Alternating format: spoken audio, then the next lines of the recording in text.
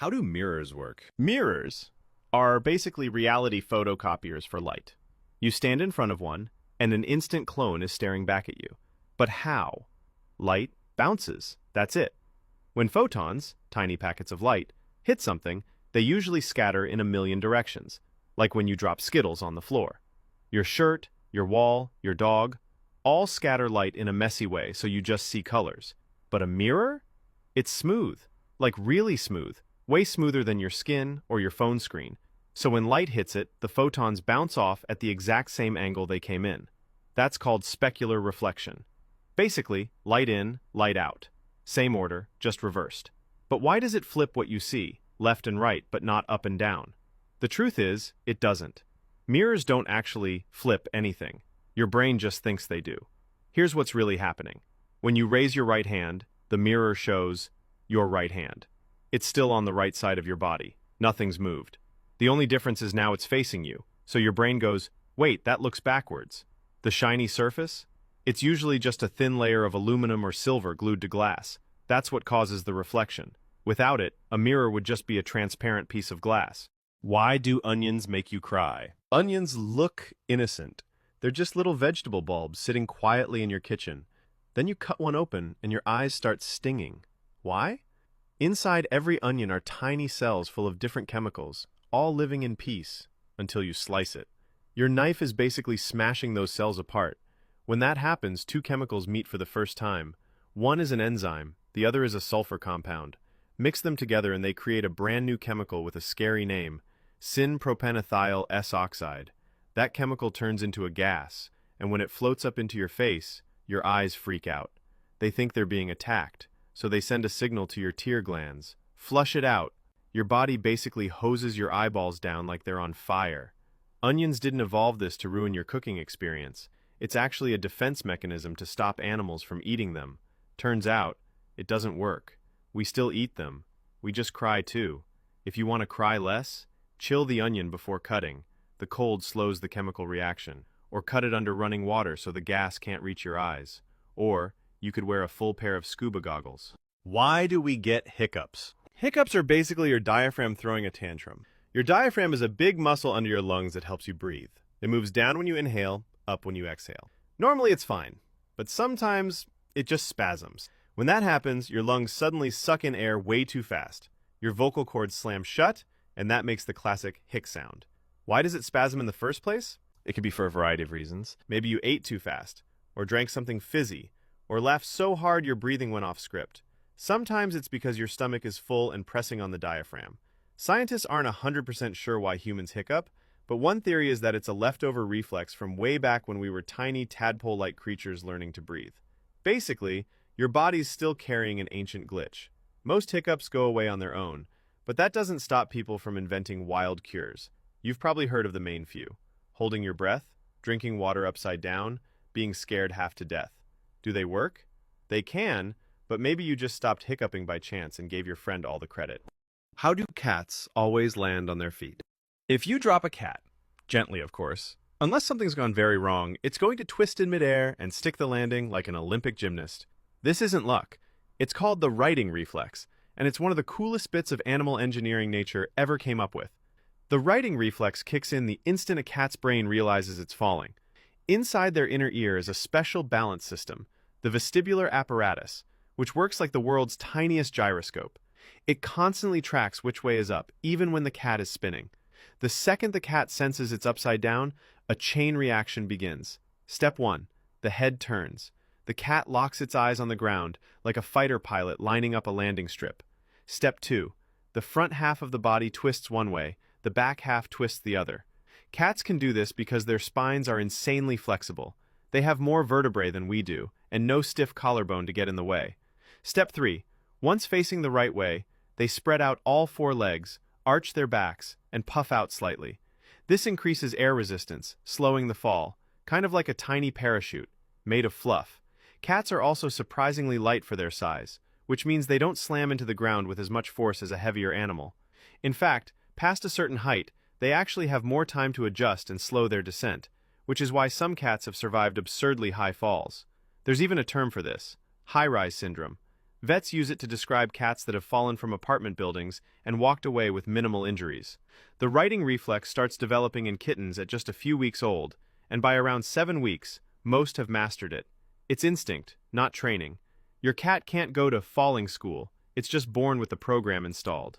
Why does your voice sound different in recordings? You know that moment when someone plays back a video and you instantly think, "Who is that?" Yeah, bad news. That's just you. Here's the deal. When you speak, you're hearing your voice in two completely different ways at the same time. First is the normal way. Sound waves travel out of your mouth, through the air, into your ear canal, vibrate your eardrum, and your brain goes, "Cool, that's me." Second is the secret way. Those sound vibrations also travel through the bones and tissues inside your head. This bone conduction adds a deep, rich bass layer to your voice, like your skull is running its own private subwoofer. That's the voice you're used to hearing every single day. The problem? A microphone doesn't live in your head. It can't hear that extra bass boost your skull gives you. It only picks up the air version of your voice, the thinner, higher-pitched, slightly more nasal version that other people hear all the time. When you play that back, your brain is confused. It's like listening to a song you've only ever heard through good headphones, but now it's blasting from a bad phone speaker. This is why your recorded voice feels so weird. It's not that the recording is wrong, it's that your brain's been lying to you your whole life. Your everyday voice has been sweetened by bone conduction, and without it, you feel exposed. The good news? Everyone else already knows this recording voice and they're fine with it. They're not hearing anything strange. You're just meeting the real public version of yourself for the first time. How does Bluetooth work? Bluetooth is basically short-range, invisible magic, except it's actually just radio waves. It's the reason your headphones can talk to your phone and your phone can talk to your car. Here's what's happening. Bluetooth sends data using very low-power radio waves. Instead of blasting across the city like FM radio, it stays in a tiny bubble, usually about 30 feet, so it doesn't drain your battery or annoy your neighbor's speaker. Both devices, say your phone and your earbuds, have tiny Bluetooth chips inside. These chips agree on a frequency, start sending signals back and forth, and there you go. They're paired. But here's the cool part. Bluetooth doesn't hog one channel. It uses frequency hopping, switching between 79 different channels hundreds of times per second. That means even if your Wi-Fi or someone else's Bluetooth is nearby, it can dodge the interference.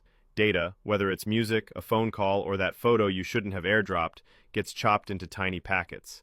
Each packet jumps across these frequencies in a secret pattern only the two devices know. That's why some random person can't just tune in and listen to your playlist.